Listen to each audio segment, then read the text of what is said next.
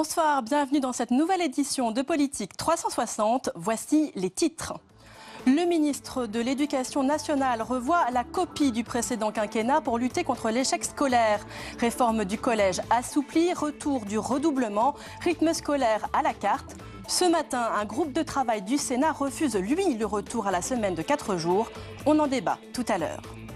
J-3 avant le premier tour des élections législatives. Alors que s'annonce un raz-de-marée de la République en marche et que les partis traditionnels s'effondrent, l'Assemblée nationale devrait connaître un profond renouvellement.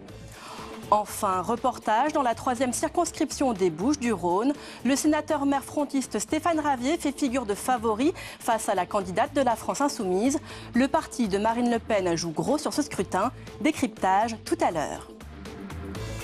Et je vous rappelle que vous pouvez réagir à cette émission avec le hashtag Politique360. Pour nous accompagner cet après-midi, Saveria Rojek est en direct de la salle des conférences. Le multiplex, c'est tout de suite.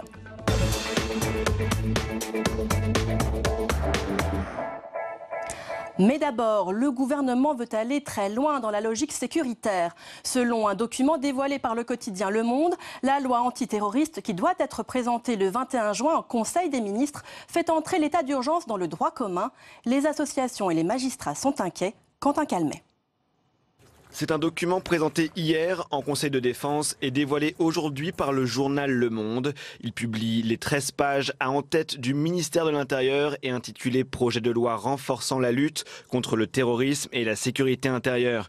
Le texte vise à faire rentrer dans le droit commun des mesures exceptionnelles de l'état d'urgence. Perquisition, assignation à résidence, fermeture de lieux de culte, des mesures exceptionnelles prises par les préfets et le ministère de l'Intérieur et qui pourraient donc rentrer dans le droit commun, sans contrôle des juges. Il n'en fallait pas plus pour provoquer une levée de boucliers des syndicats de magistrats. Selon eux, ce projet de loi est scandaleux.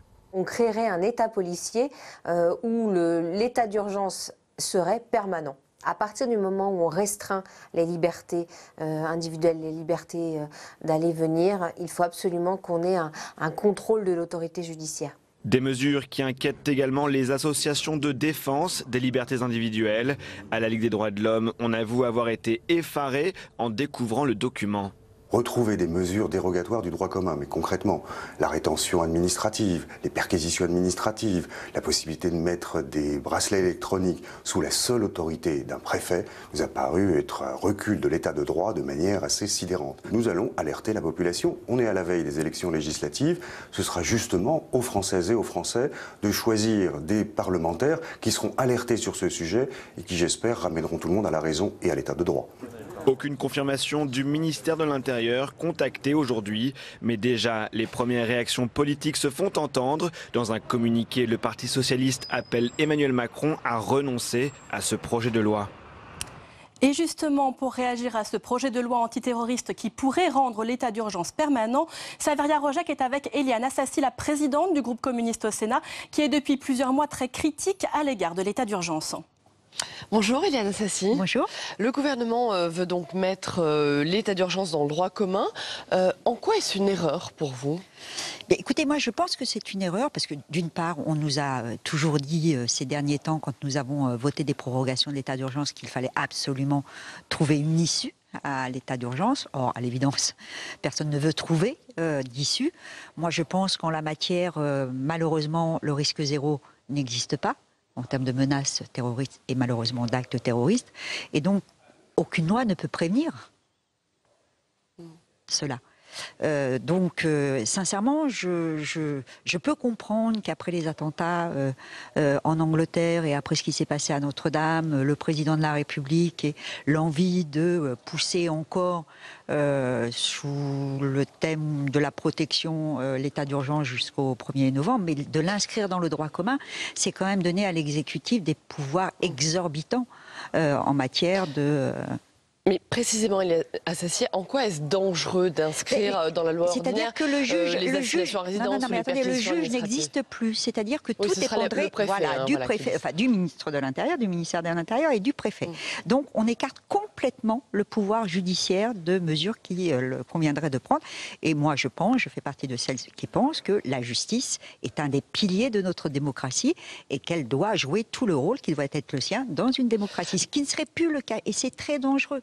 C'est très dangereux parce que quand j'entends dans un autre pays qui vient d'être frappé par des attentats, Madame Theresa May, qui dit que, ok, les droits de l'homme, mais s'il faut balayer les droits de l'homme pour lutter contre le terrorisme, elle y est prête. J'espère que nous n'allons pas prendre ce chemin en France. En tout cas, nous y opposerons. Et à l'évidence, nous ne sommes pas les seuls, puisque depuis hier, ce qui est paru dans Le Monde, j'entends et je lis beaucoup de choses sur l'idée qu'il faut vraiment sortir de cet état d'urgence, d'une part, et d'autre part, donc, a fortiori, ne pas l'inscrire dans notre droit commun. Mais donc la menace terroriste, la protection des Français, ne justifie pas ce type de mesures exceptionnelles. Mais je pense qu'on a déjà des tout mesures dans qui seraient l'arsenal. donc permanentes et non plus exceptionnelles. Quand M. Urvoas était garde des Sceaux, ministre de la Justice, et je me souviens des débats que nous avons eus sur les derniers textes qu'il a présentés, l'idée était de sortir et de se doter encore de moyens, et c'est ce qui a été fait dans la dernière loi qui a été adoptée au Parlement, pour effectivement sortir de l'état d'urgence. Donc pourquoi n'en sortons pas? Donc il y a des annonces à quelques jours d'une élection importante d'abord pour les Français et puis pour des formations politiques. Mais voilà, je pense qu'on est dans la dérive. On est dans la dérive et il y a un moment où il va falloir dire stop.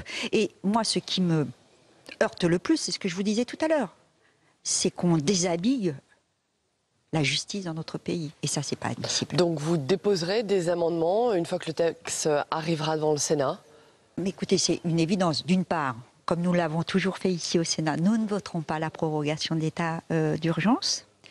Et je ne les dévoile pas ici, mais avec de nouveaux arguments pour valider la thèse qui est la nôtre en la matière. Et bien évidemment, on va attendre d'avoir le texte d'abord du projet de loi. Et je pense qu'on déposera effectivement des amendements, mais des amendements qui iront dans un rétablissement de ce que doit être une démocratie. Cet équilibre.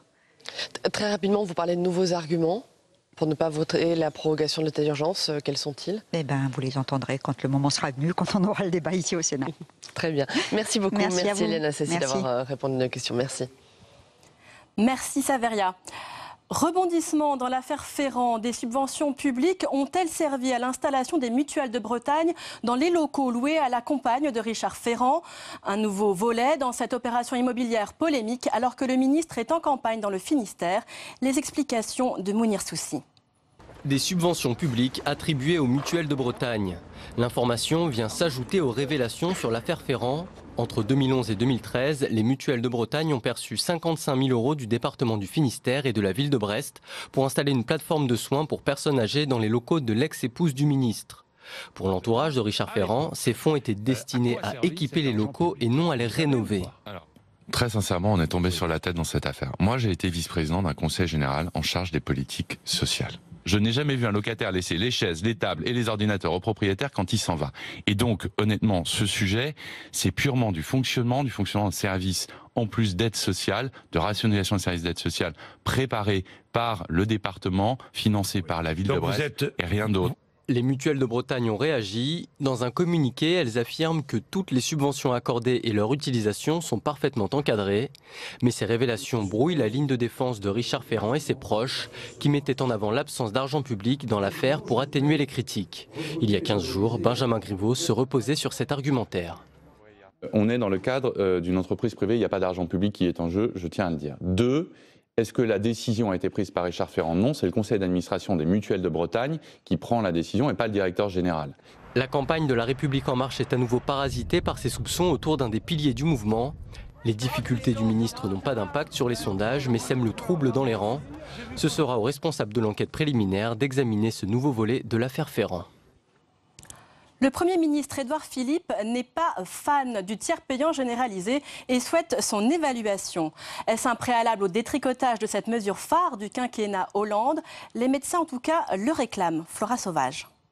Est-ce la fin programmée du tiers payant généralisé? Ce mécanisme, qui dispense le patient d'avancer les frais remboursés par la sécurité sociale, devait être généralisé à tous les Français au 1er décembre de cette année. Mais dans les colonnes du Parisien hier, le Premier ministre annonce une évaluation du dispositif. Au moment du vote de cette réforme, j'étais dubitatif. Elle va dans le sens d'une forme de dématérialisation de ce que représente le coût de la santé. Les syndicats de médecins libéraux voient cette annonce d'un bon œil, car ils ont toujours été opposés à la généralisation du tiers payant. Nous considérons que nous n'avons pas à faire du tiers payant pour tous les patients en toutes circonstances et pour tout et n'importe quoi, parce que ça représente une dérive bureaucratique de notre métier. Nous, ce qu'on veut, c'est soigner les patients et on ne veut pas passer du temps à facturer nos honoraires aux caisses, à vérifier si on a été payé, à faire des démarches pour récupérer ce qui n'a pas été payé. Les associations de patients défendent le tiers payant généralisé, l'une des mesures emblématiques du quinquennat Hollande en matière de santé. Si ce gouvernement qui va aller de l'avant commence déjà à détricoter ce qui a été fait et qui nous paraissait extrêmement important, eh bien, on peut être un peu dubitatif sur la volonté de ce gouvernement de rendre encore plus fort l'esprit de solidarité et de répartition qui est le nôtre. L'objectif du tiers payant généralisé était de lever l'un des obstacles majeurs à l'accès aux soins. Aujourd'hui, près d'un Français sur 4 renoncerait à aller consulter, faute de moyens. Et on ouvre notre page consacrée aux élections législatives, J-3 avant le premier tour. Les sondages donnent une large avance à La République En Marche, tandis que les partis traditionnels s'effondrent. Va-t-on à grands pas vers le parti unique? C'est en tout cas la crainte de la droite, l'état des forces avec Cécile Sixou. Un raz-de-marée avec 400 députés et 30% des intentions de vote. La République En Marche pourrait obtenir une large majorité au Palais Bourbon. Des sondages inquiétants pour les Républicains et les socialistes qui défendent la nécessité d'une opposition. Cela voudrait dire que nous aurons une Assemblée nationale qui votera au canon, qui sera une chambre d'enregistrement, et il n'y aura pas d'opposition au Parlement. Si vous n'avez pas une opposition qui oblige l'exécutif à composer, l'exécutif décide et le Parlement n'est pas un contrepoids. Pour que l'Assemblée nationale fonctionne bien, il faut qu'il y ait une majorité et une opposition. J'ai connu une époque après 2007 où il y avait une majorité très très large pour la droite et le centre. Eh bien, quand vous arrivez dans l'hémicycle à l'Assemblée et que vous défendez un texte, vous ne tenez pas compte de l'avis des autres de la même façon. Vous n'écoutez pas vraiment ce que font les autres en disant « ils sont pas nombreux, ça compte pas beaucoup ». Pour Gérard Larcher, le président du Sénat, si l'opposition ne se fait pas à l'Assemblée nationale, elle se fera dans la rue. Faux, répond Jean-Louis Bourlange, candidat En Marche aux législatives. Les Français comprennent de mieux en mieux que ce pays a besoin de changements et ils sont prêts à les accepter à la condition que ces changements soient justes, mais le président est tout à fait hostile à une méthode autoritaire, en force, etc., brutale. Donc, on engage le dialogue. Il reviendra en effet à Emmanuel Macron, s'il dispose d'une large majorité, de ne pas faire des députés une armée de petits soldats. Et nous reviendrons sur les enjeux de cette élection inédite dans notre deuxième débat de politique 360, peu après 19h. Législative toujours, nos journalistes se sont rendus dans la 3e circonscription des Bouches-du-Rhône. Le sénateur maire frontiste Stéphane Ravier fait figure de favori face à la candidate de la France Insoumise, la championne de kickboxing Sarah Swalihi. Mais la candidate de la République En Marche espère bien jouer les troubles fêtes. Sandra Cerquera et Quentin Calmet les ont suivis. Messieurs, dames, le document que le monde entier nous envie. En campagne sur le marché du Merlan à Marseille, Stéphane Ravier se veut confiant. Cette fois, il en est sûr, la voie vers la victoire est libre. En 2012, il avait perdu de peu face à Sylvie Andrieux. La députée socialiste, condamnée pour détournement de fonds publics, ne se représente pas. Donc je me dis que je suis, c'est peut-être prétentieux de dire ça, mais le mieux placé pour mettre un point final à ce système et qu'enfin les électeurs, les habitants de cette circonscription puissent tourner la page et que l'on agisse dans leur intérêt.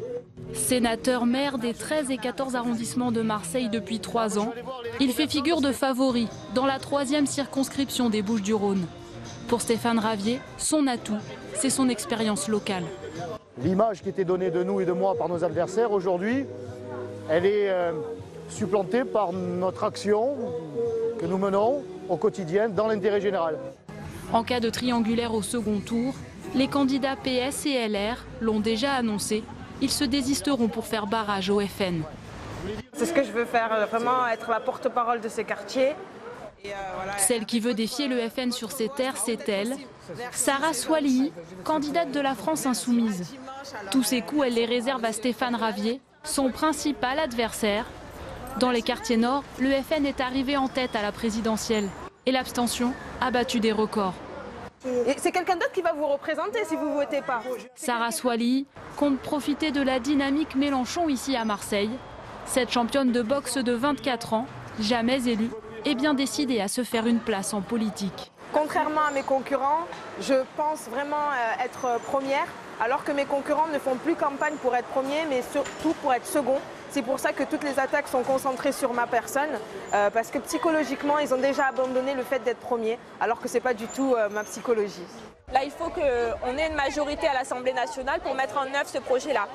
Se faire connaître dans ce quartier populaire, c'est tout l'enjeu pour Alexandra Louis, candidate La République En Marche, avec un leitmotiv. Nous, c'est pas notre métier la politique. Nous, on a tous un métier. On vient justement parce qu'on a envie de changer les choses avec vous. Et les gens finalement sont assez à l'écoute et ont cette envie de renouveau, de voir des nouveaux visages. Vous mettez les sous dans les poches et vous asseyez sur les fauteuils. Moi, madame, je n'ai jamais été élue. Hein. Moi, je travaille comme tout le monde. Et pourquoi Tous, vous vous ressemblez. Mais non. Avocate, elle n'a aucune expérience en politique et veut en faire un atout. Les politiques qui avaient de l'expérience, finalement, ça n'a rien donné ces dernières années. Donc aujourd'hui, aller faire campagne, c'est un plaisir parce que justement, on va retrouver les gens et on est sur un pied d'égalité avec eux. Parce que, comme je leur dis, aujourd'hui, c'est moi qui suis candidate. Peut-être ça sera vous demain. En tout, 16 candidats convoitent la 3e circonscription dans le nord-est de Marseille, où le taux de chômage atteint le double de la moyenne nationale.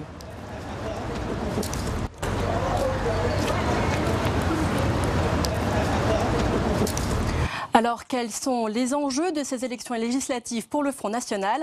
On en parle avec notre invité, Joël Gombin, spécialiste du FN. Il répond aux questions de Saveria Rojek.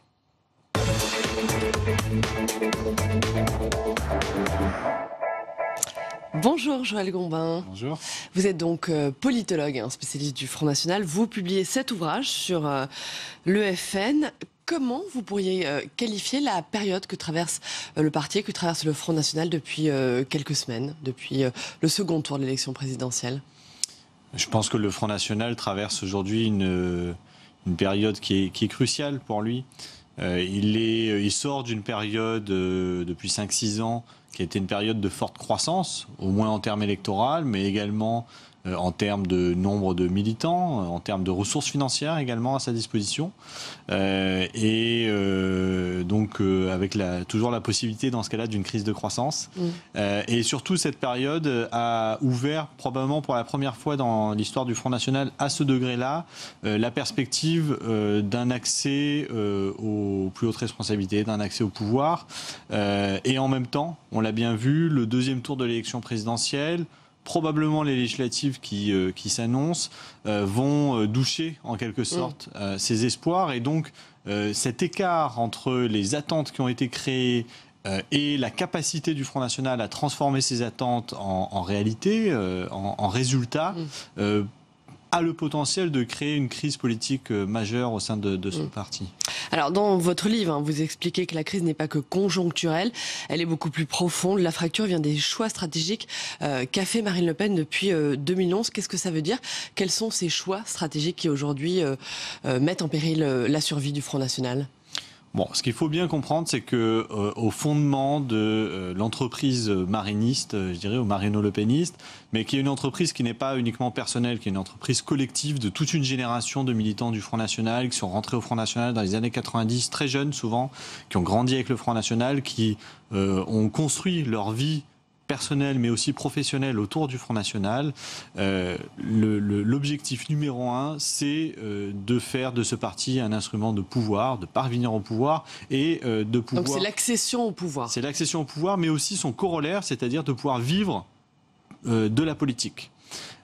Et la stratégie, les moyens que Marine Le Pen a choisis pour atteindre cet objectif à partir de 2011, ça a été de dire... pour que le Front National puisse devenir majoritaire dans ce pays, il faut opérer une recomposition complète des clivages et faire exploser le clivage gauche-droite au profit d'un clivage, pour reprendre les termes du Front National, entre mondialistes et patriotes. On pourrait dire entre ouverture culturelle et fermeture culturelle. Alors justement, pour qu'on comprenne bien, qu'est-ce qu'elle a cherché à faire Marine Le Pen en gommant, vous venez de le dire, ce clivage droite-gauche et en le remplaçant par le clivage mondialiste-patriote? Ça sert à quoi de gommer le clivage droite-gauche pour le remplacer par cet autre clivage? L'analyse, je pense, qui a été faite par Marine Le Pen et les gens qui l'entourent, ça a été de dire que, au fond, l'échec aussi bien de Jean-Marie Le Pen, mais aussi de Bruno Maigret, je crois que l'expérience maigretiste est une référence très importante là-dedans, leur échec a été que, en voulant occuper le pôle droit de l'espace politique, ils se condamnaient soit à la marginalité, soit à la nécessité d'une subordination à la droite traditionnelle. Or, Marine Le Pen ne voulait ni de l'un ni de l'autre, et donc le moyen qu'elle et d'autres ont imaginé, c'est de dire il faut qu'on crée un nouveau clivage et qu'on occupe entièrement l'un des deux pôles de ce clivage. Et à cette condition-là, on peut devenir majoritaire. Et quelqu'un comme Florian Philippot est vraiment quelqu'un qui exprime très bien ce clivage-là. Et alors l'autre question maintenant, c'est est-ce que cette stratégie, elle s'est avérée payante? Le score de Marine Le Pen au second tour, 33,9%. Est-ce que ce score lui donne raison sur ses choix stratégiques? Je pense qu'avant de considérer son score au second tour de l'élection présidentielle, il faut regarder les choses de manière plus large. La première chose, c'est que indubitablement, depuis 2010, 2011, 2012, le Front National a franchi un certain nombre de paliers en termes d'audience électorale, passant d'un parti qui faisait encore autour de 10% dans les années 2010 à un parti qui est capable aujourd'hui d'atteindre plus de 30% au second tour de l'élection présidentielle. Donc de ce point de vue-là, c'est indéniablement un succès. Succès également du point de vue de la configuration de second tour de l'élection présidentielle. Alors Marine Le Pen n'est pas la seule responsable de cela, mais elle se retrouve face à Emmanuel Macron, ce qui est le scénario qui était souhaité par le Front National, parce que ça s'inscrit effectivement parfaitement dans cette volonté d'avoir un clivage, encore une fois pour reprendre leur terme, mondialiste contre patriote. Néanmoins, ce qu'on voit bien, c'est que malgré le fait que ce clivage-là se soit imposé au second tour de l'élection présidentielle, le FN est encore loin d'atteindre un potentiel majoritaire au second tour de l'élection présidentielle, et que tout seul, et même avec des petits alliés, puisque le Front National a obtenu le soutien de Nicolas Dupont-Aignan, même avec des petits alliés, il ne parvient pas à être majoritaire. Et donc ça, c'est une limite majeure à cette stratégie-là, ce qui explique pourquoi, en interne du Front National aujourd'hui, un certain nombre de militants et de dirigeants poussent une autre stratégie, qui est celle de devenir hégémonique à droite. Si on formule ce que vous venez de dire différemment, est-ce qu'on peut parler d'un plafond de verre? Est-ce que c'est 33,9%? C'est les limites électorales du parti? C'est le plafond de verre? Alors, j'aime pas trop cette expression, d'abord parce qu'elle renvoie à l'histoire des inégalités entre les hommes et les femmes au travail, qui n'a rien à voir avec l'histoire du FN, mais aussi parce qu'elle tend à naturaliser le fait qu'il y aurait un électorat du FN et que celui-ci ne pourrait pas aller au-delà. Or, quand on regarde toute l'histoire du Front National, c'est pas du tout ça qu'on observe. Il y a quelques années, on pouvait penser que le maximum pour le FN était peut-être à 15% ou 20%. Finalement, on s'aperçoit qu'ils sont allés bien au-delà. Donc je pense qu'il faut regarder les choses de manière dynamique. L'électorat du FN, il évolue à la fois en structure et en niveau.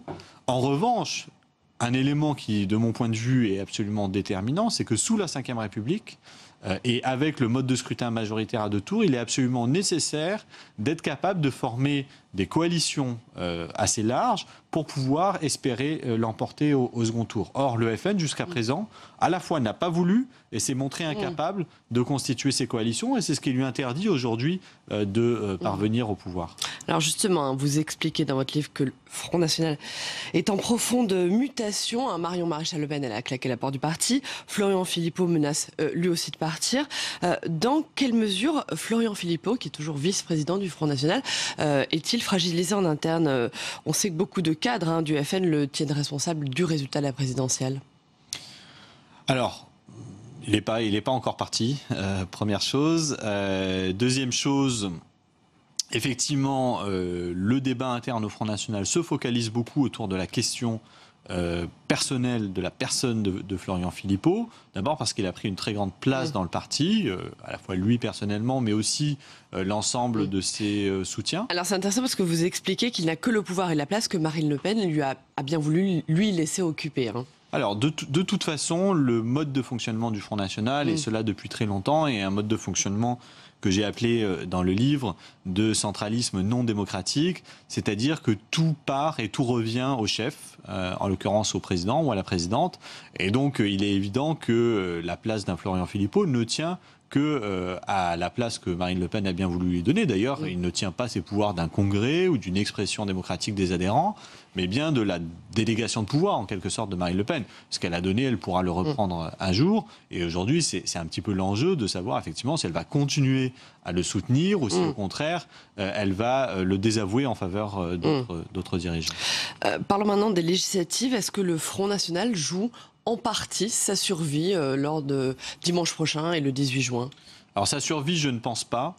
En tout cas, rien n'interdit, même si les résultats de la législative sont mauvais, en tout cas en deçà des attentes, que le parti se survive, parce que les résultats de l'élection présidentielle, les années qui se sont écoulées, le réseau d'élus locaux qui a été constitué, et vraisemblablement la manne financière qui malgré tout proviendra des élections législatives, parce que à n'en pas douter, les résultats seront meilleurs qu'il y a 5 ans, donc le financement public sera meilleur. Donc sur le plan financier, je pense qu'il n'y aura pas de... Mais néanmoins, les résultats seront honnêtement en deçà de ce qu'on estimait encore il y a quelques semaines. On pariait sur entre 40 et 60 députés. Aujourd'hui, on ne sait même pas si le FN pourra constituer un groupe à l'Assemblée, c'est-à-dire 15 députés. Voilà, absolument. Au plan politique, effectivement, il y a un véritable enjeu.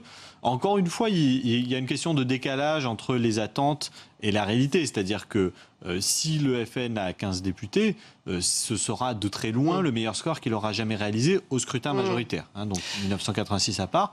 Néanmoins, si on est effectivement sur cet étiage-là qui est très faible, il y aura beaucoup de déceptions en interne, beaucoup de cadres qui espéraient obtenir un poste de député qui ne l'auraient pas, beaucoup de collaborateurs qui espéraient devenir assistants parlementaires qui ne le deviendront pas, etc.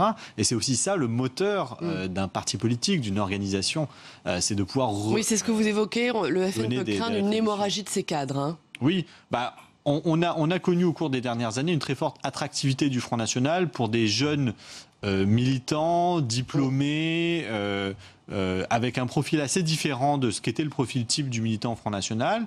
Clairement, cette attractivité devait au fait que le FN était en pleine phase de développement et donc avait une capacité de redistribuer des postes. S'il perd cette capacité, on peut effectivement craindre une hémorragie, et a fortiori dans un contexte de recomposition politique majeure où d'autres opportunités vont émerger ailleurs. Alors lors de ces législatives, il y a bien sûr des sièges, des batailles symboliques. Marine Le Pen à Hénin-Beaumont, quelles seraient les conséquences d'une défaite de Marine Le Pen à Hénin-Beaumont, elle qui justement, on le sait, elle a beaucoup hésité à se présenter? Marine Le Pen n'a jamais été élue au suffrage universel direct sur son nom. Or, dans le système politique français, ça reste une ressource de légitimité politique majeure. Si elle n'était pas élue et que d'autres au sein du Front National l'étaient, ça poserait effectivement la question de sa légitimité politique personnelle, surtout après effectivement l'épisode de la présidentielle, notamment ce débat d'entre-deux tours. Donc elle perdrait de la légitimité. Elle perdrait de la légitimité, donc dans un moment où le débat politique interne au Front National est assez vif, ça l'affaiblirait clairement, et donc vraisemblablement elle serait obligée de lâcher du lest face à ses opposants sur un certain nombre d'autres sujets si elle veut préserver sa position à la tête du Front National. Et quel est votre sentiment rapidement sur Marion Maréchal Le Pen? Est-ce qu'elle a eu raison de partir? En raison, je ne sais pas, c'est à elle de l'apprécier et ça la regarde. Je pense que les raisons personnelles qu'elle a évoquées pour justifier son départ sont réelles. Et elle les évoquait depuis longtemps d'ailleurs. Beaucoup se gaussaient en les entendant. Moi j'ai toujours pensé qu'il y avait une certaine sincérité dans cela. Néanmoins il est clair qu'il y a également des raisons politiques qui sont en cause. Je pense qu'en se retirant, elle se donne les moyens de voir venir. Elle se donne les moyens de revenir. Elle se donne les moyens de revenir et surtout elle ne grille aucune option, si vous me passez l'expression. Elle peut s'adapter à n'importe quelle reconfiguration du champ politique dans les années qui viennent. Très bien, merci beaucoup, merci Joël Gauvain. Je rappelle donc votre ouvrage, Le Front National. Merci. Merci.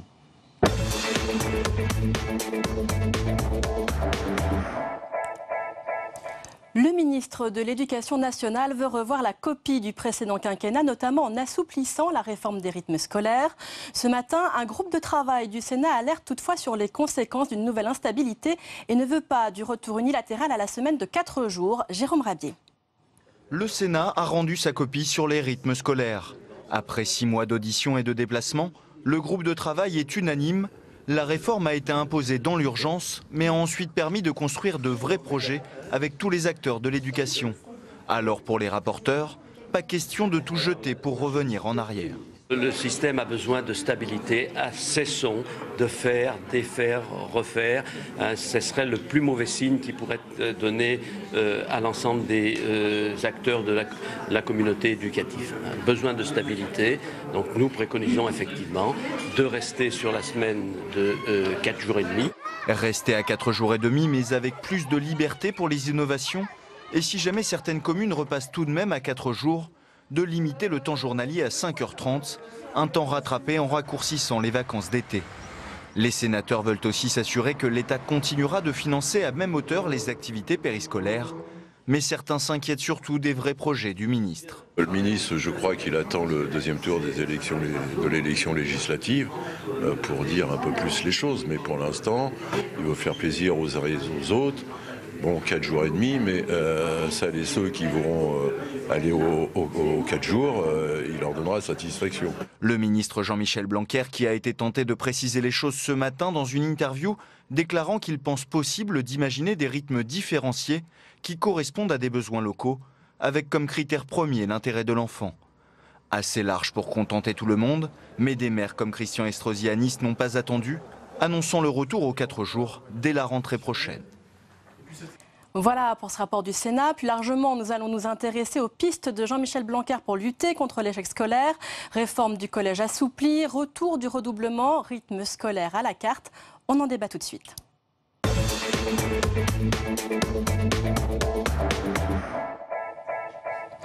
Et j'ouvre donc le premier débat de Politique 360 avec mes invités.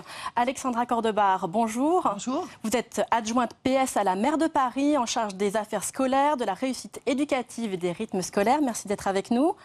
Également à mes côtés, Liliana Moyano, bonjour. Bonjour. Vous êtes présidente de la FCPE, Association de parents d'élèves. Et puis enfin, avec nous, Gérard Longuet, bonjour. Bonjour. Vous êtes sénateur Les Républicains de la Meuse et co-rapporteur de ce rapport dont on a parlé à l'instant dans ce sujet. D'ailleurs, ma première question est pour vous, Gérard Longuet. Qu'est-ce que vous pensez du projet de Jean-Michel Blanquer en matière de rythme scolaire? Ne pas revenir unilatéralement sur la réforme des rythmes scolaires, mais laisser plus de choix localement. Est-ce que c'est une bonne solution? La perspective de tenir compte des réalités locales est en effet une perspective de bon sens. Mais il y a un principe général, c'est que pour l'intérêt des enfants, pour la pédagogie, pour leur implication dans les études, et en particulier dans le primaire, 4 jours et demi, pardonnez-moi, c'est mieux que 4 jours, parce que la rupture du week-end trop longue, au fond, fait tomber l'attention de l'élève qui apprend.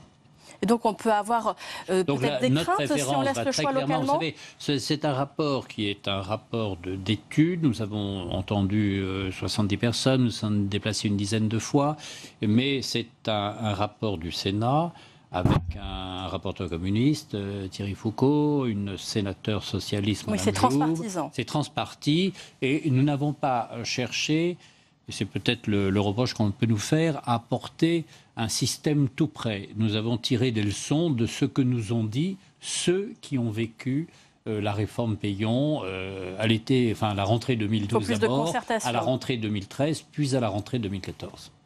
Oui, mais alors justement, si j'en reste tout de même à ce que propose Jean-Michel Blanquer, si on laisse le choix localement, est-ce qu'on ne peut pas craindre qu'il y ait des écoles à plusieurs vitesses? On a vu par exemple sur la réforme, lorsqu'elle s'est appliquée, même déjà localement, il y avait eu des bons, des mauvais élèves, des grandes disparités locales. Alors, en effet, tout d'abord, nous avons été surpris, étonnés du tempo de ce calendrier, de l'urgence à remettre ces textes au CSE aujourd'hui. Nous sommes à quelques semaines de la fermeture, de la fin de l'année scolaire. Je précise que vous sortez d'un entretien, vous étiez avec Jean-Michel Blanquer tout l'après-midi. Nous étions au Conseil supérieur de l'éducation avec l'ensemble de la communauté éducative représentée pour étudier les deux textes sur les rythmes et sur le collège. Donc nous, ce qu'on a dit dès le départ au ministre, nous lui avons écrit également, c'est qu'il fallait surtout avoir l'audace de prendre le temps d'installer cette réflexion de l'école dans un temps long et de sortir de cette logique qui consiste à réinterroger les mesures ou les choses que le gouvernement précédent a fait. Donc tous les pays qui ont su transformer leur système éducatif, c'est vraiment parce qu'ils ont réussi à mettre les choses dans un temps long. Qu'il y ait des bilans, qu'il y ait des rapports, qu'il y ait des choses pour améliorer l'esprit de la réforme dans l'intérêt des enfants, bien évidemment, mais là, nous sommes toujours très interrogatifs sur le calendrier, sur la rapidité de ces propositions. Oui, c'est trop rapide. Je précise d'ailleurs que nous avions également invité sur ce plateau des représentants de syndicats d'enseignants, mais qu'ils sont toujours à cette réunion avec Jean-Michel Blanquer. Alors, vous le disiez, il faut mettre du temps pour mettre en place une réforme. Cette réforme, elle a été très critiquée dans la façon dont elle a été mise en place avec le manque de concertation. Mais est-ce que finalement, le ressenti général n'est pas plutôt positif? Dans votre rapport, Gérard Longuet, on entend que, c'est positif tout de même au niveau des apprentissages. Non, ce qui a manqué terriblement, c'est une concertation avec les élus locaux et avec les parents d'élèves. Vincent Peillon, qui est un homme de conviction, je ne peux pas lui reprocher, l'a géré à l'ancienne, façon Troisième République, on décide une bonne fois pour toutes et le reste suit. C'est plus compliqué que cela pour une raison très simple, c'est qu'il faut s'occuper du temps libre, il faut réfléchir au transport scolaire, il faut connaître la disponibilité des enseignants et la décision de M. Peillon, rappelons-nous, qui était pratiquement en juin 2012 pour la rentrée de septembre 2013, était simplement irréaliste. Seuls 17% d'ailleurs des maires ont choisi les nouveaux horaires en 2013. Les autres n'étaient pas contre, mais ils attendaient de savoir comment ils pourraient s'organiser. D'autant que ces 3/4 d'heure qui étaient libérés pour les 4 jours en fin de journée, il fallait apporter une réponse. Il faut les remplir et se sont lancées des initiatives extrêmement nombreuses, de qualité très inégale, d'activités périscolaires, sur lesquelles Jean-Michel Blanquer implicitement revient, puisqu'il, et ça je le soutiens, décide de revenir aux devoirs faits à l'école. Oui, Alexandra Cordoba, est-ce que vous êtes d'accord avec le fait que les activités périscolaires ont été de qualité très inégale et puis sur aussi, de façon plus générale, le fait que la réforme a peut-être été imposée trop rapidement par le haut? Paris a pu s'inscrire dans la réforme dès 2013. Il est vrai que Paris disposait des moyens qui lui a permis de le faire. Et nous avons, c'est certainement une question de moyens, mais aussi une question de mobilisation, je crois.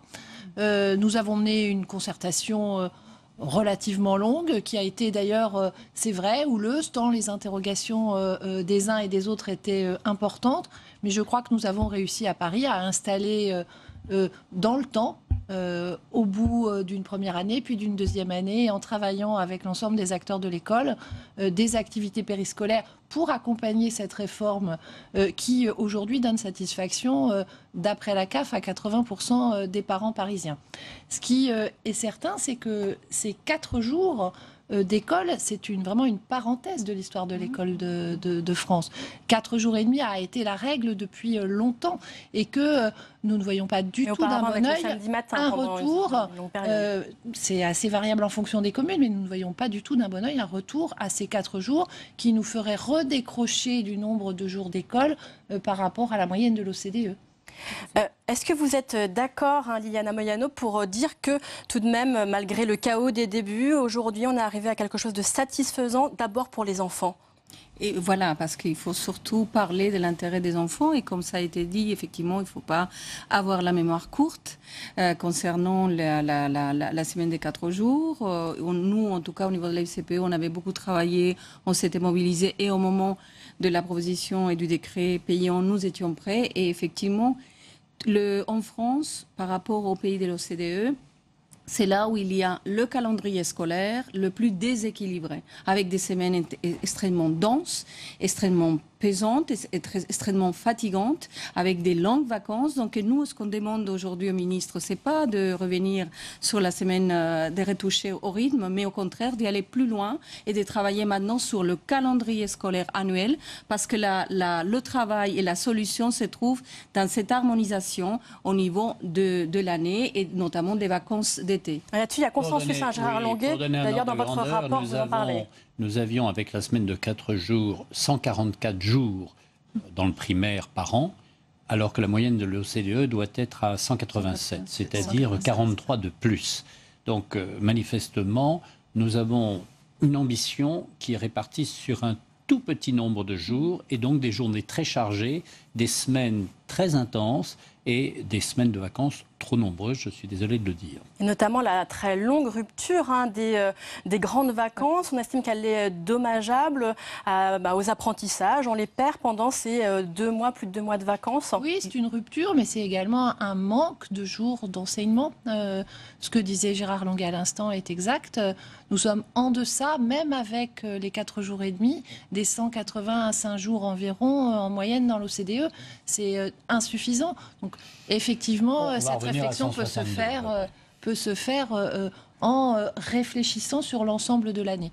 Mais pour ça, il faut aussi une concertation. Et pas seulement avec les parents, aussi, je crois, avec les enseignants. Et les élus.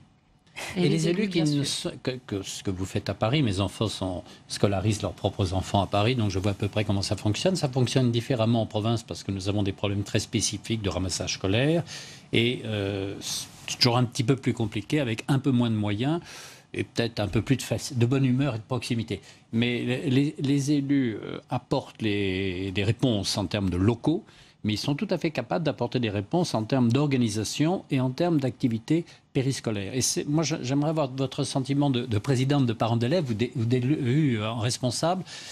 Moi, j'ai le souvenir plutôt heureux des devoirs faits à l'école qui vous libéraient à la maison. Et je crains qu'à la maison règne la console de jeu et l'écran numérique. C'est d'ailleurs l'une des grandes propositions de Jean-Michel Blanquer. De ce point de vue-là, je soutiendrai volontiers Jean-Michel Blanquer. Il propose déjà de la mise en place de stages de soutien gratuits fin août pour passer du CM2 à la 6e. Et ensuite, plus largement, il veut qu'on puisse avoir ce dispositif, notamment au collège, de devoirs faits, c'est-à-dire faits au collège avant de rentrer chez soi. La FCPE a toujours été contre les devoirs à la maison parce que nous pensons que ça doit se faire dans le temps de l'école. Et à la maison, règnent d'autres choses, pas les consoles forcément. Mais il y a des inégalités à la maison, d'autres choses à faire. Mais effectivement, c'est question de devoir accentuer des inégalités. Pour revenir à la question des rythmes, aussi, les enfants qui vont être le plus pénalisés, c'est ceux qui sont déjà fragilisés, en difficulté, avec un retour à la semaine des 4 jours. Voilà, parce que ceux pour lesquels ça va bien, ils arriveront à s'en sortir. Ils s'adapteront quoi qu'il arrive. Voilà, et au niveau effectivement du calendrier très important, parce que ceux qui sont les plus impactés, c'est les enfants qui ne partent pas en vacances, il n'y a pas les moyens, donc ils restent là, ils ne vont pas faire de la découverte, ils ne vont pas s'ouvrir l'esprit parce qu'on n'a pas les moyens de partir, et quand le retour de l'école s'est fait, ils mettent plus de temps à retrouver ce rythme. Donc nous, ce que nous demandons au ministre, M. Blanquer, c'est de revoir, d'y aller plus loin, de ne pas s'arrêter ou faire marche arrière, mais d'y aller plus loin et notamment mettre une fois pour toutes la question du calendrier scolaire. La FCPE a travaillé, a présidé une commission là-dessus. Il faut vraiment avancer.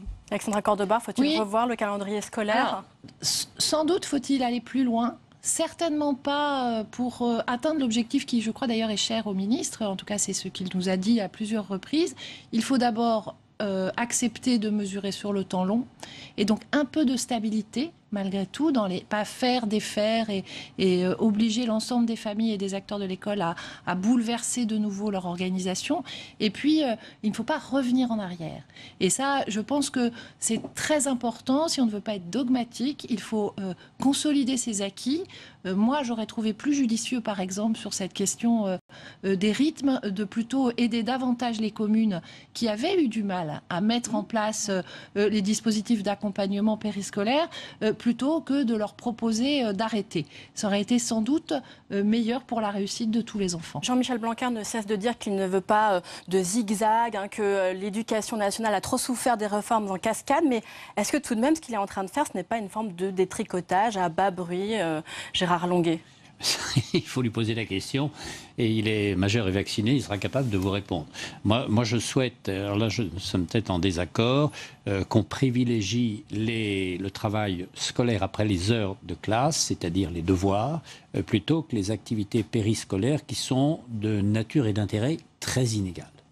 Alors il y a un autre sujet dont on parle beaucoup aujourd'hui, c'est aussi la question du redoublement, puisque Jean-Michel Blanquer a dit ce matin qu'il était favorable à son rétablissement. En 2014, Najat Vallaud-Belkacem avait pris un décret pour exclure le redoublement, jugé inefficace, trop coûteux pour l'État. Qu'est-ce que vous en pensez? Est-ce que le redoublement, c'est utile pour les élèves, pour les enfants? Non.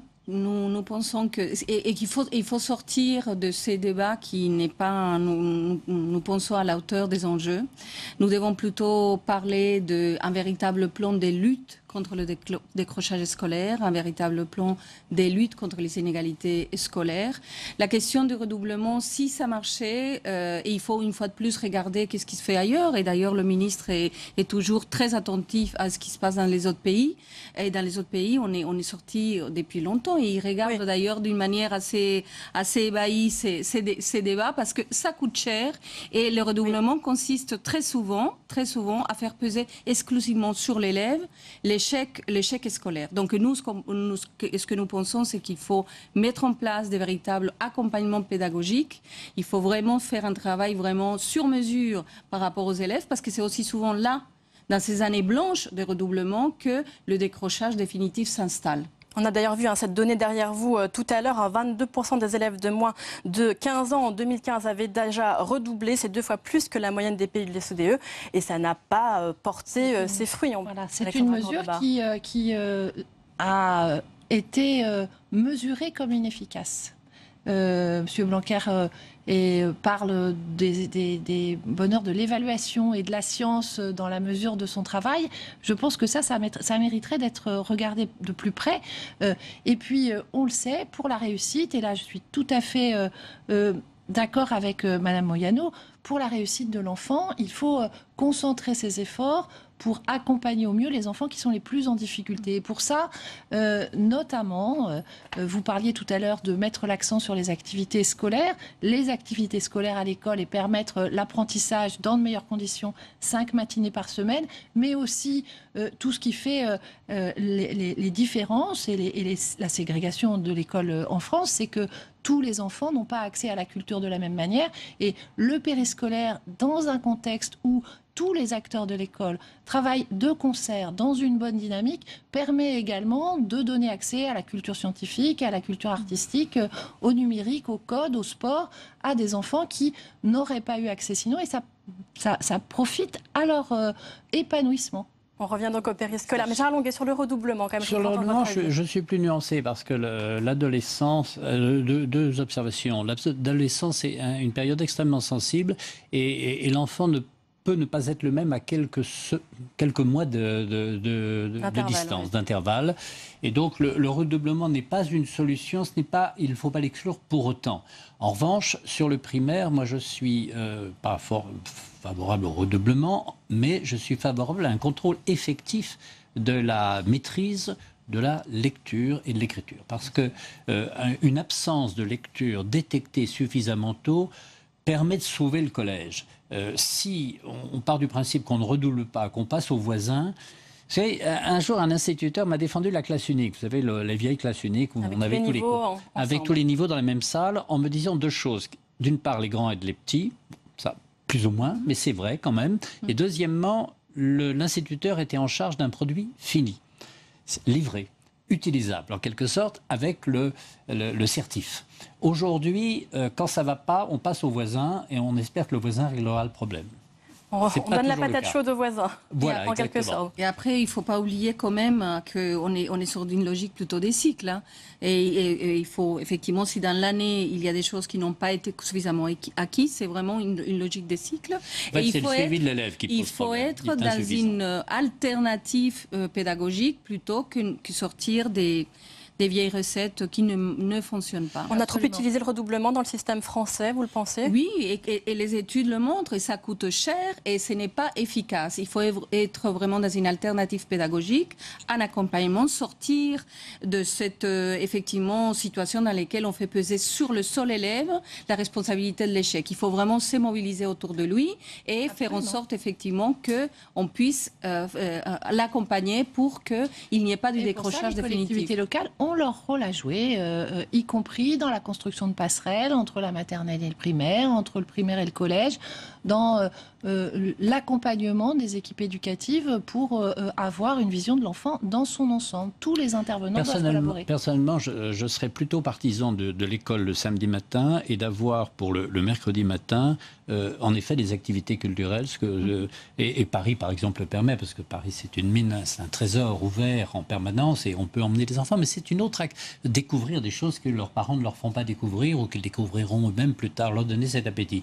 Mais sectionner en 4 fois 45 minutes, je pense que c'est pas très efficace. Enfin, c'est un sentiment personnel, je ne suis pas le plus expert. Pour conclure, je voudrais qu'on dise un mot de la réforme du collège, puisque Jean-Michel Blanquer souhaite donner plus de latitude aux chefs d'établissement qui pourront rétablir, s'ils le souhaitent, les classes bilangues, des heures de latin-grec, par exemple. Qu'est-ce que vous en pensez? Pardonnez-moi, je souris parce que Jean-Michel Blanquer a des convictions fortes. Et c'est toute la complexité du système politique que les Français vont arbitrer en ce qui concerne les législatives dimanche prochain. Il a des convictions fortes et ces convictions reposent sur la différenciation et sur la responsabilité du chef d'établissement. Et donc, à travers cette mesure, il restitue la responsabilité du chef d'établissement et les options qu'il évoque sont des options que je pourrais qualifier, ça ne me choque pas, de sélectives et tendant à la qualité. Moi, ça me va très très bien. Vous êtes très blanquérien, Gérard Longuet. Je suis assez blanquérien parce que Blanquer est un homme de droite. Je suis à droite. Voilà, oui. Mais j'aimerais qu'il n'y ait pas de malentendu et qu'on comprenne bien ce qu'ils disent. Et ce qu'il dit, c'est au chef d'établissement de donner sa signature personnelle à l'établissement. Et ça mérite débat. Ça fait craindre des collèges à plusieurs vitesses aussi, l'autonomie entre établissements. Absolument, la concurrence entre établissements. Et puis rétablir des options au détriment d'heures qui sont disponibles pour tous les enfants, ça n'est pas nécessairement la meilleure voie. On dit par exemple que au collège, le collège est très discriminé avec des très grosses différences, y compris de composition des établissements. Il ne s'agit plutôt que de faire en sorte que tous les collèges donnent le meilleur à l'ensemble des enfants dans un cadre de mixité, est préférable à rétablir une concurrence entre établissements qui a bien du mal à céder, notamment à la réforme de la refondation de l'école. Un dernier mot, oui, s'il vous plaît, et permettez-moi vous dire, tous les propositions que le ministre a fait, il a d'ailleurs amené des amendements ce matin sur les éléments par rapport au collège qui nous vont plutôt bien, mais tout ça, on a quand même des interrogations et des inquiétudes, parce que tout ça, c'est à moyen constant, donc on a encore des coûts de la réforme restent entiers. Et il ne faut pas... l'FCPE est pour l'innovation pédagogique. L'FCPE, effectivement, c'est pour la créativité, la construction des projets particuliers, etc. Mais tout ça dans un cadre d'éducation nationale dans lequel tous les enfants, quelle que soit leur origine, leur situation géographique, aient accès au même projet. Voilà, au même projet avec de l'innovation pédagogique et la possibilité effectivement au chef d'établissement de produire, d'impliquer les parents et de produire un vrai projet d'établissement. La nuance est très importante pour nous, elle est forte parce qu'effectivement pour nous, la liberté ne doit pas être synonyme d'inégalité. Voilà. Je rebondis sur les coûts constants, Gérard Longuet. Il y a des réformes qui vont... du budget de l'enseignement scolaire. Je le sais bien, Gérard Longuet. Et je n'imagine pas que l'État puisse mobiliser, je suis désolé de vous le dire, Madame la Présidente, des sommes considérablement supérieures. Je ne l'imagine pas. Ça va le nécessiter, hein, le dédoublement en ZEP, les heures d'études dirigées avec des enseignants volontaires payés en heures supplémentaires. Ça s'appelle la loi de finances. Et ça sera pour dans quelques mois, et en tout cas bien après les élections législatives. C'est exactement ce que je voulais dire. Merci beaucoup à tous d'avoir participé à ce débat. Merci Alexandra Cordoba. Merci à vous. Merci beaucoup Liliana Moyano. Merci Gérard Longuet. Merci. Et on donc poursuit sur cette thématique avec Saveria Rojek. Vous êtes avec le sénateur UDI Loïc Hervé pour une réaction au rapport du Sénat justement sur les rythmes scolaires, on vient d'en parler, et sur ces pistes envisagées plus largement par Jean-Michel Blanquer. Bonjour Loïc Hervé. Bonjour. Le gouvernement publie donc aujourd'hui le décret qui rend possible le retour à la semaine de 4 jours. Quelle est votre réaction, vous qui justement avez beaucoup travaillé sur cette réforme des rythmes scolaires? Ce qui est très important à savoir quand on parle du Sénat, c'est de se rendre compte quelle a été la réaction des élus locaux au moment où a été annoncée cette réforme des rythmes scolaires. Et on peut se rendre compte que cette réforme, elle a été appliquée de manière très autoritaire, venue d'en haut, avec très peu de concertation sur le terrain. Et aujourd'hui, quelques années plus tard, finalement, l'objet de la mission du Sénat, c'était justement de faire le bilan de l'application de cette réforme et de voir ce qui fonctionne et ce qui ne fonctionne pas, et de se remettre à l'écoute des élus locaux. Je crois que le président, le ministre a été reçu par la présidente de la commission hier, et l'important c'est de renouer un dialogue entre l'Assemblée qui représente les territoires et les élus et l'exécutif, le gouvernement, pour permettre de mettre une réforme qui soit plus en rapport avec la réalité. Mais est-ce que c'est une bonne chose, selon vous, ce retour à la semaine de 4 jours? Je crois que ce qui est important, c'est de redonner de la liberté aux collectivités. Là où la réforme a été mise en place et où elle fonctionne, il faut qu'on puisse laisser les élus la faire durer telle qu'elle est. Donc vous saluez ce retour à la souplesse? Bien sûr. Et par ailleurs, dans beaucoup de territoires, le retour à la semaine de 4 jours va être une décision politique des élus et il faut qu'on puisse l'accompagner. Cette souplesse, elle est nécessaire. Donc, le retour à la semaine de 4 jours va réellement donner plus de souplesse? Vous y croyez? Vous ne pensez pas que cette réforme arrive trop rapidement? On est à peine 2 mois de la rentrée scolaire. Je crois qu'il y aura dans beaucoup de territoires un report en 2018 au niveau de la rentrée scolaire parce qu'elle est souvent prête. Il y a des territoires qui sont prêts à revenir à 4 jours parce que vous savez qu'il y a des rythmes économiques, sociologiques, culturels dont il faut tenir compte. Et donc la souplesse, elle est aussi dans le temps de savoir si c'est septembre 2017 ou septembre 2018. Et qu'en est-il du temps consacré aux apprentissages en classe? Je sais que vous avez également beaucoup travaillé là-dessus. Il y a 2 choses. Il y a d'abord les rythmes de l'enfant. Ces rythmes de l'enfant, ils sont d'abord liés au rythme de la famille. Et puis il y a effectivement la durée du temps, et d'ailleurs le rapport propose qu'on limite à 5h30 par jour les durées d'apprentissage, le rapport de Jean-Claude Carle et de Gérard Longuet, et donc c'est important qu'on a travaillé aussi là-dessus. Il ne faut pas refaire tout le débat de la chronobiologie, de la vie des enfants, etc. L'important c'est qu'on puisse, territoire par territoire, commune par commune, ou ensemble intercommunal par ensemble intercommunal, prendre des décisions qui soient le plus pragmatique et surtout qu'il ne génère pas de coûts nouveaux. Cette réforme, elle a coûté très cher aux collectivités locales. Donc qu'est-ce que vous demandez aujourd'hui au gouvernement?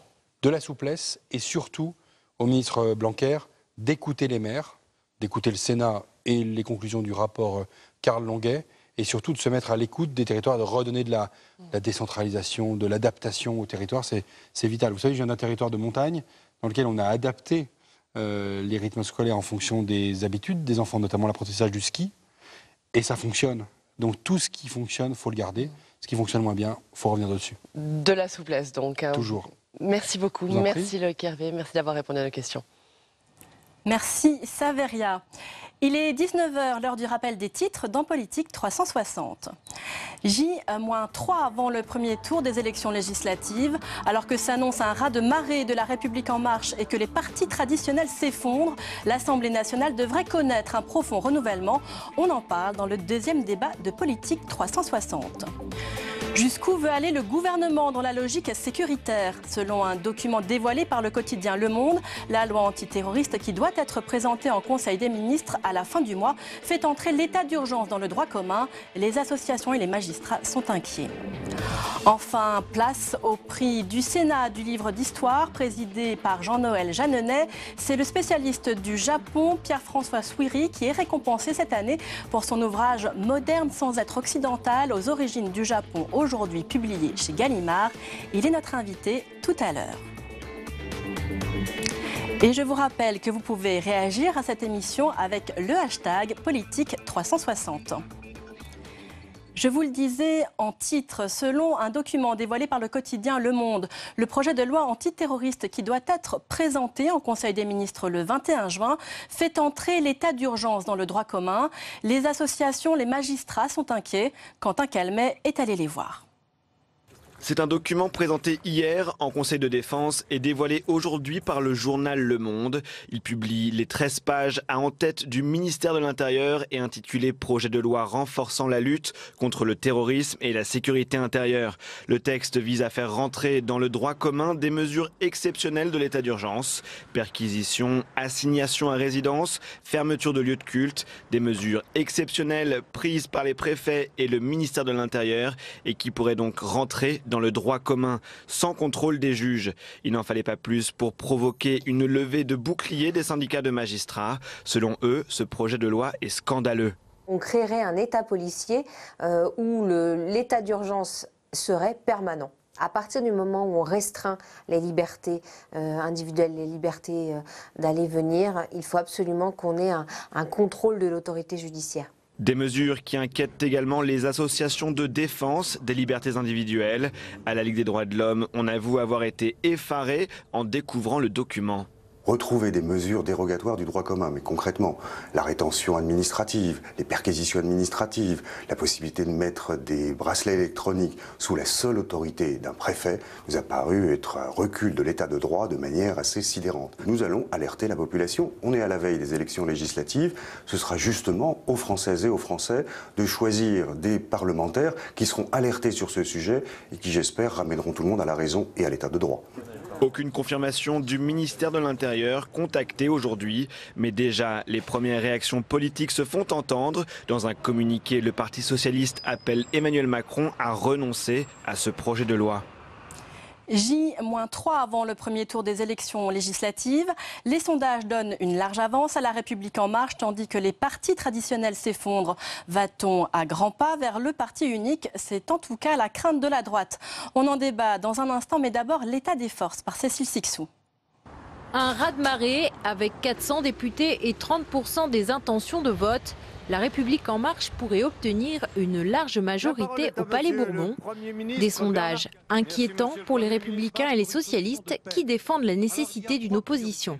Cela voudrait dire que nous aurons une Assemblée nationale qui votera au canon, qui sera une chambre d'enregistrement, et il n'y aura pas d'opposition. Au Parlement, si vous n'avez pas une opposition qui oblige l'exécutif à composer, l'exécutif décide et le Parlement n'est pas un contrepoids. Pour que l'Assemblée nationale fonctionne bien, il faut qu'il y ait une majorité et une opposition. J'ai connu une époque après 2007 où il y avait une majorité très très large pour la droite et le centre. Eh bien, quand vous arrivez dans l'hémicycle à l'Assemblée et que vous défendez un texte, vous ne tenez pas compte de l'avis des autres de la même façon. Vous n'écoutez pas vraiment ce que font les autres en disant « ils sont pas nombreux, ça compte pas beaucoup ». Pour Gérard Larcher, le président du Sénat, si l'opposition ne se fait pas à l'Assemblée nationale, elle se fera dans la rue. Faux, répond Jean-Louis Bourlange, candidat En Marche aux législatives. Les Français comprennent de mieux en mieux que ce pays a besoin de changements et ils sont prêts à les accepter à la condition que ces changements soient justes, mais le président est tout à fait hostile à une méthode autoritaire, en force, etc., brutale. Donc, on engage le dialogue. Il reviendra en effet à Emmanuel Macron, s'il dispose d'une large majorité, de ne pas faire des députés une armée de petits soldats.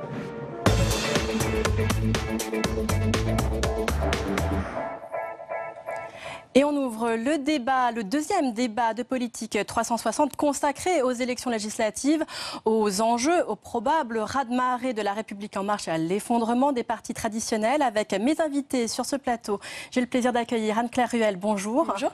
Vous êtes enseignante en communication à l'université Paris 13. Merci d'être avec nous. Également avec nous, Eddy Fougier. Bonjour. Vous êtes politologue et chercheur associé à l'Institut de Relations internationales et stratégiques, l'IRIS. Bonjour. Bonjour. Et enfin, avec nous Emmanuel Rivière, directeur de Kantar Public France. Bonjour. Alors Emmanuel Rivière, justement, faut-il s'attendre à un raz-de-marée de La République En Marche lors de ces élections législatives? Certains sondages vont jusqu'à prédire 400 députés sur 577 de La République En Marche. Est-ce que quelle est votre photographie à vous? Notre photographie est effectivement d'une large majorité, au-delà des 300. Après, il faut rester prudent, parce qu'on fait un exercice qui consiste, à partir de résultats de répartition des votes au premier tour, à anticiper sur ce que sera le second tour. Et on sait qu'entre les deux tours, il peut y avoir des correctifs. Mais ce qui est frappant, c'est que le score que l'on prête au candidat République En Marche au premier tour, autour de 30%, 31% dans notre sondage, n'est pas colossal. Il y a eu des majorités construites avec des scores supérieurs à 40% au premier tour, plutôt les majorités de droite d'ailleurs, et puis le Parti socialiste en 2012 obtient une majorité avec 34%. Là, on serait en dessous. Mais il y a un tel éparpillement des autres, un tel écart par rapport aux autres, que effectivement, si on regarde ces premiers tours et qu'on les projette dans les circonscriptions, eh bien on aboutit à un grand nombre de duels en fait, où dans le plus grand nombre de cas, il y a un candidat En Marche, confronté soit à la droite le plus souvent, soit à la gauche, et bénéficiant dans tous les cas du ralliement des électeurs éliminés par l'effet de la centralité d'En Marche. Et c'est ça qui fabrique en fait ce raz-de-marée possible au second tour. C'est pas tellement le score ultra dominant de En Marche, c'est l'éclatement des autres. Et le fait qu'En Marche étant un parti centriste, eh bien, on s'y rallie plus facilement qu'à d'autres. Alors vous dites donc que c'est peut-être pas forcément tant le renouvellement, l'envie de renouvellement qui explique bien cette réussite d'En Marche, mais plutôt finalement l'effondrement des partis traditionnels. D'un certain point de vue, oui, mais enfin, bon, on voit bien qu'il y a cette volonté. Il y a quand même une envie de renouvellement. Cette idée de dégagisme qui avait été mise en avant par Jean-Luc Mélenchon vaut pour les candidats aussi aux législatives. Déjà, il y a un tiers de députés qui ne se représentent pas, il y a beaucoup de figures qui elles-mêmes ont décidé de ne pas concourir. Et donc là... Il y a les figures qui sont mal en point aussi. Y compris des Najat Vallaud-Belkacem, des Nathalie Kosciusko-Morizet, qui sont censés être des jeunes figures politiques qui peuvent être effectivement battues selon les enquêtes. Donc il y a cette soif de renouvellement qui vaut encore pour La République En Marche, ce qui n'était pas évident il y a quelques semaines encore. Rappelez-vous, l'hypothèse d'une cohabitation avec les Républicains n'était pas totalement infondée. François Baroin a commencé sa campagne sur cette thématique-là. L'idée que ça sera finalement assez juste et qu'il y aura besoin d'apport de députés socialistes ou de députés républicains était aussi une hypothèse qui était considérée comme juste. Aujourd'hui, on est dans un autre excès. On considère qu'il y aura trop de députés et que le trop de pouvoir tue le pouvoir, comme le disait Cambadélis. Mais ce qui est assez étonnant, c'est qu'effectivement, il y a cette volonté de changer les visages également à l'Assemblée nationale, comme on l'a eu au sein de l'exécutif, et même les affaires n'ont pas nécessairement un impact, que ce soit l'affaire Ferrand ou d'autres affaires. Il y a une affaire qui est sortie dernièrement sur Jacques Mézard, mais qui passait inaperçue parce que c'était dans la presse professionnelle, mais effectivement, ça n'a pas d'impact pour l'instant. Anne-Claire Ruel, effectivement, les affaires n'ont pas pour l'instant d'impact sur le scrutin et malgré bien certains... Non, oui, pas tellement. En revanche, je pense que je minimiserais un peu cette macromania actuelle, c'est-à-dire que quand on voit sur le terrain, il y a une forme d'indifférence, et effectivement, c'est le morcellement des partis qui fait que tout d'un coup, il y a une force politique qui émerge ainsi. C'est effectivement aussi le non-renouvellement du mandat de 325 députés, donc 40% quand même des députés qui ont décidé de conserver leur mandat local dans le cadre du l'effet de la loi sur le non-cumul des mandats. Du non-cumul des mandats qui crée un peu cet appel d'air aussi. Donc on va voir ce qui va se profiler par la suite. Mais voilà, je pense que c'est plutôt dû à ça. D'ailleurs, c'est assez intéressant quand on s'intéresse aux éléments de langage de Cambadélis et de Baroin en ce moment. Ils ont exactement le même discours, c'est-à-dire qu'ils vous expliquent qu'en gros que non, le Parti socialiste, remplacé par ce que vous voulez, donc les Républicains n'ont pas disparu, mais que c'est la maison qui doit être reconstruite. Donc ils font déjà le constat finalement d'un échec à venir de leur force politique. D'ailleurs, en disant qu'il n'y avait pas que l'appétit de renouvellement, donc dans ce scrutin, on constate que l'abstention pourrait être très forte pour ce premier tour. Emmanuel Rivière, est-ce qu'il faut s'attendre à des records d'abstention sur ce premier tour des législatives ? C'est assez délicat à dire. Chez les Français de l'étranger, déjà la semaine dernière, ça a été très fort. Ça a été très fort, 19% de participation. Seulement, il y a 5 ans, c'était 20%, et il y a 5 ans, on pouvait voter par un vote électronique. C'est une possibilité qui n'a pas été offerte. Donc, finalement, ça relativise donc. Ça permet de relativiser. Après, bon, il y a différentes enquêtes. Hein. La nôtre, il y a 10 jours, donnait une participation relativement élevée. Mes confrères d'Ipsos, ou 10 fois plutôt avec la Fondation pour l'innovation politique, je crois, ont un indicateur plus modéré. Mais Ipsos a sorti quelque chose à 40% de participation. Ça reste flou. Hein, d'abstention, pardon. Ouais. 40% d'abstention serait plus qu'en 2012. Et puis un sondage aujourd'hui qui donne une abstention très élevée, quasiment la moitié. Alors, il faut savoir que c'est un comportement qui est très difficile à anticiper. En fait, les gens surdéclarent leur participation. De fait, il y a un certain nombre d'éléments qui pourraient faciliter l'abstention, qui est une forme de lassitude, le fait qu'on est effectivement dans un scénario qui semble écrit d'avance, et quand il n'y a pas de suspense, ça incite assez peu. Et puis il faut bien reconnaître que les perdants, et les 4 grands perdants de l'élection présidentielle, Parti socialiste et la France insoumise à gauche, les Républicains et à l'extrême droite, le Front national, n'ont pas vraiment trouvé le levier pour entretenir la flamme, profiter du score qu'ils avaient fait, finalement pas si éloigné que ça de celui d'Emmanuel Macron pour Marine Le Pen et François Fillon au premier tour.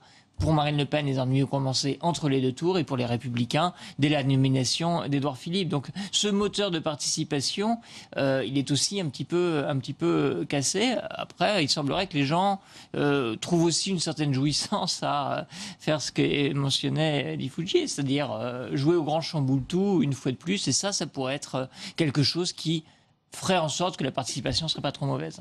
Alors les probables perdants parlent déjà de leur défaite, et ils parlent déjà d'un parti unique. Alors Anne-Claire Ruel, est-ce que ça peut être une réelle crainte? C'est aussi un élément de langage pour faire peur. On a vu le président du Sénat, Gérard Larcher, avertir aujourd'hui sur une trop faible opposition, de gros problèmes au Parlement. C'est ce que vous soulignez tout à l'heure, c'est-à-dire qu'on craignait au préalable qu'Emmanuel Macron n'ait pas la majorité, et aujourd'hui, voilà, on craint qu'il ait une forme de parti unique.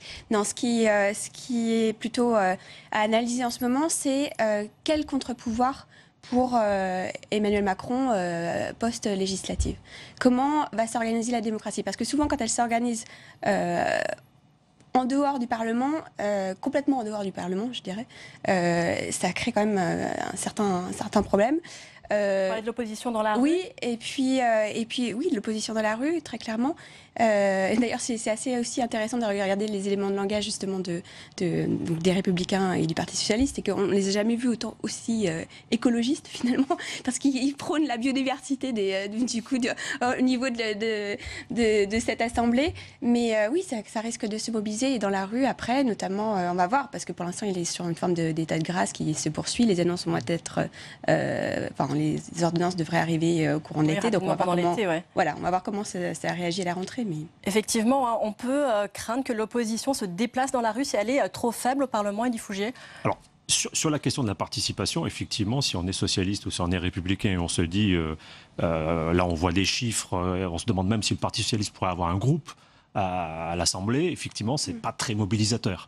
Et l'idée du parti unique, c'est pas nécessairement très mobilisateur. Alors, sur la question de l'opposition, le risque aussi, c'est qu'il n'y ait pas nécessairement une opposition très, très nette.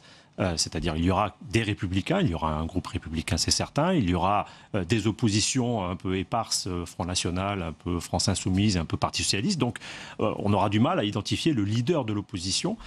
Et donc effectivement, sur un certain nombre de sujets, on aura l'impression que ça passe très facilement à l'Assemblée nationale, mais que ça va coincer dans la rue. La question centrale, bien sûr, de la réforme du Code du travail va très très vite se poser. Et là, on va avoir le sentiment d'un décalage, et c'est ce qui a pesé dans la séquence électorale qu'on vient de vivre, entre la représentation nationale et ce que veut véritablement le pays. Et donc, finalement, ça n'est pas nécessairement une bonne nouvelle qu'il y ait autant de députés, parce qu'on oublie une chose, au-delà du Macron-mania ou autre, l'éparpillement des partis, il y a l'effet encore des institutions et du mode de scrutin. C'est ça qui fait qu'à 30% au premier tour, effectivement, on peut avoir 350, 360 députés. Et Emmanuel Rivière, oui, Anne-Claire Ruel, est-ce que ça va amplifier cette fracture fracture qu'il pourrait y avoir entre le peuple et la représentation du peuple. Oui, ça peut amplifier cette fracture. Et puis on voit la trace un peu gaulienne que souhaite imposer Emmanuel Macron à son début de quinquennat. Et la trace gaulienne, c'était quoi? C'était une souveraineté étatique de fait. C'était le parlementarisme un peu apprivoisé, voire même domestiqué. Et puis c'était la fin aussi du système partisan. Et on voit que, alors la comparaison ne tient pas beaucoup parce que entre les deux époques, il y a quand même un monde. Et justement, je pense que on arrive à la fin d'un système d'institutions qui ne colle pas très bien, même au personnage Macron, même s'il essaie de prendre les habits un peu de tout ça. Et donc oui, ça va créer une forme de problème à venir. Emmanuel Rivière. Alors, problème qui n'est pas inédit, parce que des majorités écrasantes à l'Assemblée nationale, il y en a eu en 93, il y en a eu en 2002, avec 365 députés pour l'UMP, donc un seul parti, alors qu'en 93, c'était au moins réparti entre le RPR et l'UDF, et à ce moment-là, d'ailleurs, ceux qui sont les Républicains aujourd'hui n'étaient pas catastrophés d'avoir 365 députés, ça leur est venu sur le tard, cette hantise de la majorité catastrophé quand on est en majorité. En fait, il y a une autre question qui, évidemment, j'anticipe un petit peu, mais après tout, on est à Public Sénat. C'est celle du Sénat, précisément. Les sénatoriales. Les sénatoriales, le renouvellement ne se fait pas du tout de la même manière. Donc, il y aura un renouvellement partiel sur des électeurs qui, eux, sont issus des scrutins précédents où En Marche n'existait pas. Et parallèlement, sans doute, une tentation assez forte chez un certain nombre de sénateurs qui se sentent proches de cette majorité, de ces idées et de ces projets, de s'y rallier. Donc ce sera intéressant de voir ce qui va se passer. C'est un dialogue inédit entre les deux chambres et des reclassements. Des reclassements. Effectivement, là, on pourra se poser la question de savoir où sont les contre-pouvoirs, s'ils sont dans la rue, s'ils sont dans l'opposition. Mais le feuilleton... c'est vrai qu'on anticipe un petit peu. Faisant l'hypothèse qu'En Marche dispose d'une majorité absolue assez nette, toute la question qui va se poser immédiatement derrière, c'est où est l'opposition ? Qui est l'opposition et principalement qu'est-ce qui arrive à la gauche. Et puis ça contraindra Emmanuel Macron au résultat. C'est-à-dire que s'il a une majorité qui est une forte majorité, on ne trouvera pas tellement d'excuses au fait de ne pas avoir de résultat par la suite. Ce qu'il n'y a pas une certitude, c'est qu'en tout cas, cette opposition, ces partis traditionnels, ils vont devoir en tout cas se renouveler. Pour l'instant, on tait un petit peu les fractures avant les législatives, mais après, ça va être les règlements de compte. Il va y avoir des débats infinis. Alors, on n'a pas tellement réussi à taire les fractures. C'est-à-dire si la France, une des raisons pour lesquelles la France insoumise est en peine de reproduire son score. Parce que si on en croit les enquêtes, entre le 19,5% de Jean-Luc Mélenchon et le score des candidats à la France insoumise, il y a un gap de 7 à 8 points. Et c'est notamment parce que les fractures ont éclaté dès le lendemain. Et avec le principal allié de Jean-Luc Mélenchon, qui était le Parti communiste. Donc c'est cette grande difficulté-là qui est pas d'aujourd'hui, qui a été une difficulté pour la gauche à se définir pendant le quinquennat de François Hollande, qui l'a vraiment mise au pied du mur. On n'en a pas parlé pour l'instant, mais on va parler du Front National aussi. Marine Le Pen, qui avait échoué à être élue il y a 5 ans, est quasiment assurée d'avoir son siège à l'Assemblée nationale. Est-ce qu'on peut penser qu'il va y avoir un groupe du Front National? Est-ce qu'il y aura 15 élus à l'Assemblée nationale? Le groupe, c'est un objectif possible pour un Front National qui effectivement est donné autour des 17% dans les enquêtes, avec quand même une difficulté qui est liée au mode de scrutin. Si on se rappelle l'élection départementale de 2015, c'est quasiment le même mode de scrutin, avec 25%, juste une trentaine de cantons sur 2000, donc ou sur plus de 2000. C'est quand même un mode de scrutin qui est d'autant plus défavorable que l'abstention, s'il est élevé, privera le Front National de circonstances favorables qui sont celles des triangulaires. Là où ils auraient pu se retrouver face à un candidat En Marche et un candidat républicain, le candidat républicain risque d'être évincé du second tour si le seuil des 12,5% des inscrits n'est pas atteint. Et en duel, c'est encore plus compliqué pour le Front National de se faire élire. Les deux députés dont il dispose ont tous les deux été élus en triangulaire. Oui, d'ailleurs, c'est une campagne compliquée pour le Front National. Il y a eu la défection de Marion Maréchal Le Pen, les tensions internes au sein du Front National. Maintenant, cette semaine, les révélations par le site BuzzFeed de ces candidats qui avaient tweeté des phrases antisémites, racistes, etc. Eddy Fougier. C'était déjà une campagne compliqué durant la présidentielle. On l'a vu dans l'entre-deux tours avec ce débat où Marine Le Pen a maintenant estimé qu'elle s'était ratée. Et finalement, l'opération de dédiabolisation ne fonctionne pas aussi bien que ça. Ni dans la partie notabilisation de ce mouvement, parce qu'on voit bien que il y a encore, on le voit lors de chaque campagne, où il y a des dérapages, des candidats qui sont exclus parce qu'il y a des photos sur Facebook, parce qu'il y a des tweets, parce qu'il y a des déclarations. Et l'autre aspect qui a été encore plus net durant cette campagne, c'est la crédibilité gouvernementale, où là, effectivement, notamment autour de la question de la sortie de l'euro, on voit bien que Marine Le Pen s'est un peu emmêlée dans ses fiches, pour reprendre un peu l'expression d'Emmanuel Macron. Donc, je dirais, la campagne législative qui s'est ouverte a été un petit peu la suite de ça, avec ce débat, ce sempiternel débat sur la ligne à choisir, la ligne Marion Maréchal, bon, elle est sortie du jeu, et la ligne Philippot, où lui menace de sortir du jeu aussi. Et donc, le seul espoir pour le Front National, c'est finalement d'avoir un groupe, et d'essayer de colmater un petit peu les différentes brèches qui se sont ouvertes lors de ces élections, et surtout qu'il n'y ait pas de remise en cause du leadership de Marine Le Pen elle-même, parce qu'on entend des cadres qui commencent à se poser des questions à ce propos. Oui, alors sur le Front National, Anne-Claire Ruel, on le disait, Marine Le Pen, elle est quasi assurée quand même d'avoir son siège à l'Assemblée nationale, mais elle a peut-être des difficultés à faire l'unanimité dans son propre parti. Dans ce sens, le parti s'institutionnalise, si vous laisse dédiaboliser, au moins ça c'est une chose qui devient le lot commun de tous les partis. Effectivement, je vous rejoins, c'est-à-dire que d'un point de vue purement communicationnel, pour assurer la suite, s'il arrive à constituer un petit groupe, pour elle c'est minimiser ce qui est une victoire en demi-teinte quand même. Bon, 11 millions de voix à la présidentielle, c'est énorme, certes, mais elle aurait pu, je pense, peut-être asseoir un peu plus son électorat. C'était en tout cas, ils espéraient plus, on va dire. Ils espéraient plus que ça. Donc là, voilà, on va voir ce qui va se passer pour la suite. Je propose qu'on se projette un petit peu sur le visage qu'on imagine pour l'Assemblée nationale. Un tiers des candidats de La République En Marche sont des novices en politique. Est-ce que c'est un synonyme de renouvellement ou bien c'est source de quelques inquiétudes aussi, Emmanuel Rivière ? Alors déjà, ce serait intéressant de voir si ça leur est préjudiciable ou pas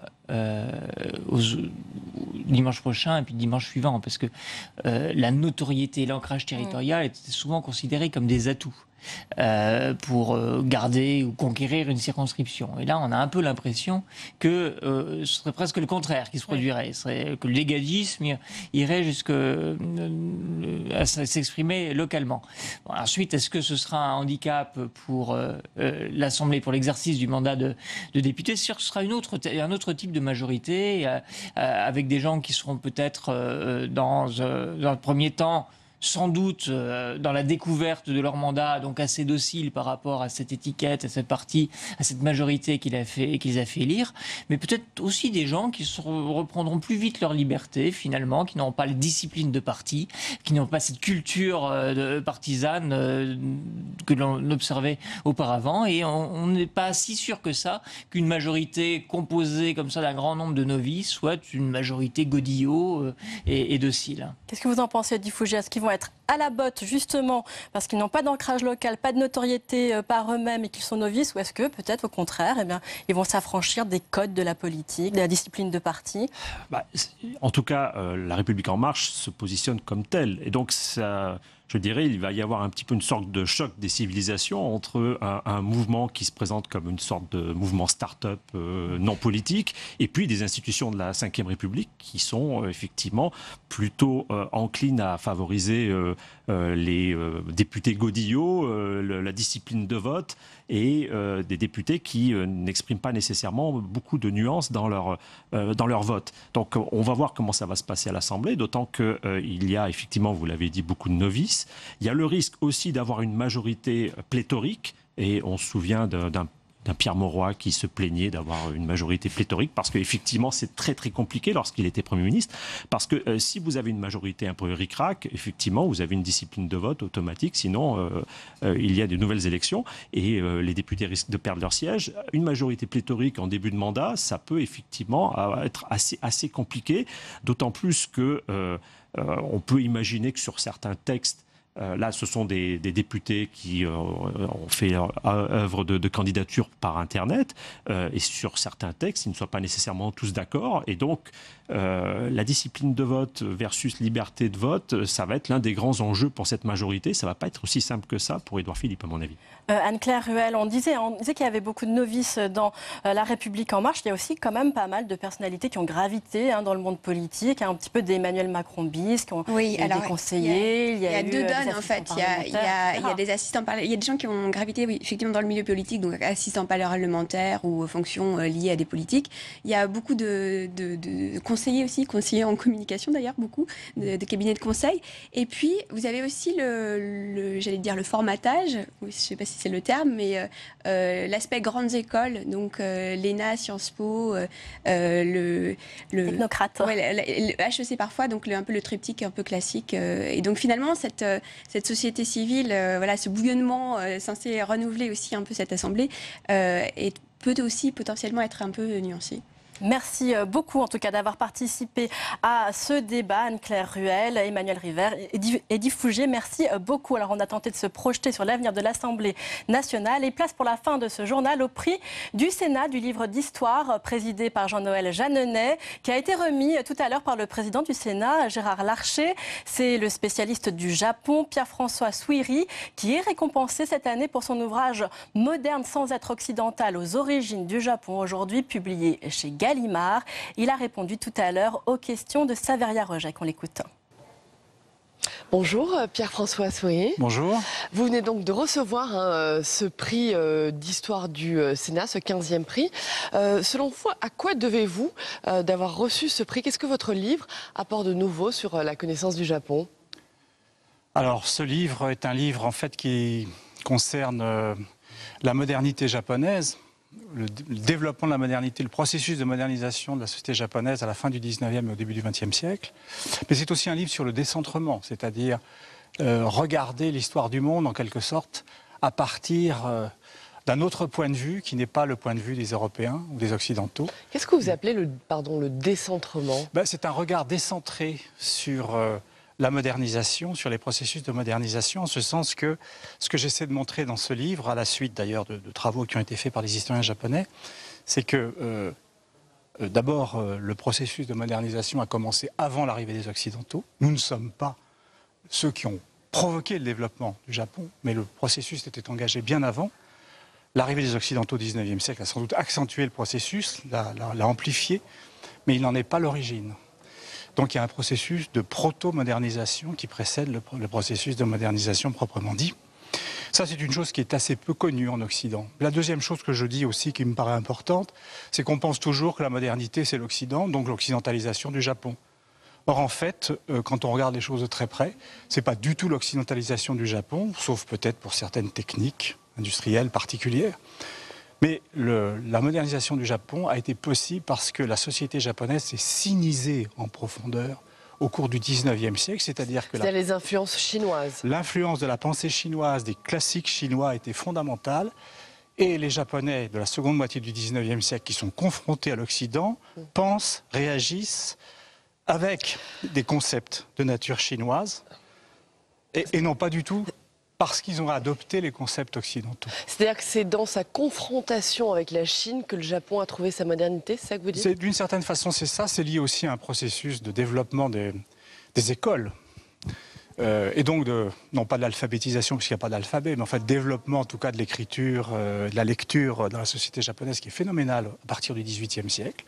Quand je dis phénoménal, c'est-à-dire qu'au XVIIIe siècle, il y a des taux, disons, de capacité de lecture dans la société japonaise qui sont supérieurs à certains des grands pays d'Occident du même moment. La France, par exemple.